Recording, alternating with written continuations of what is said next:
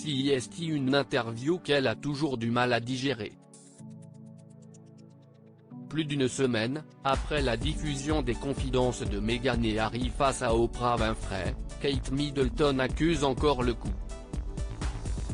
En effet, la duchesse de Cambridge n'a pas été épargnée dans cet entretien où Meghan l'accuse de l'avoir fait pleurer quelques jours avant son mariage. Un incident survenu il y a plusieurs années que la femme du prince William pensait pourtant régler, comme l'a fait savoir Katie Nicholl, experte de la famille royale à OK Magazine. Kate avait le sentiment que l'incident était réglé, donc qu'il refasse son apparition la mortifiait, a-t-elle indiqué, ajoutant qu'il était difficile pour Kate d'être publiquement prise à partie, elle qui est d'ordinaire plutôt discrète. Kate est si discrète et respectueuse dans sa vie personnelle. Vous n'entendez jamais parler d'elle se brouiller avec qui que ce soit parce qu'elle fait très attention à la façon dont elle traite les autres. Donc, que cette histoire circule, CIST très difficile à expliquer Katie Nicholl.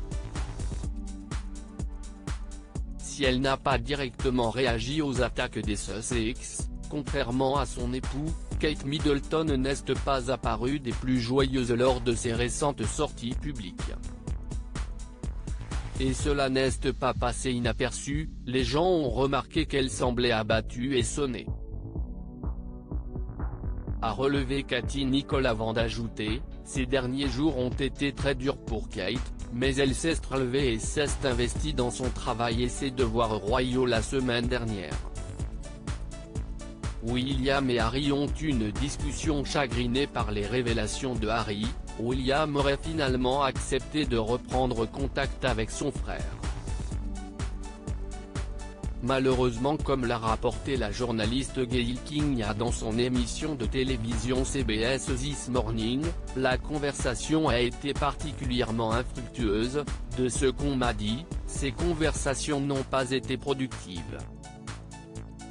Mais ils sont heureux d'avoir au moins commencé un échange, a-t-elle noté. Un premier pas vers la réconciliation ?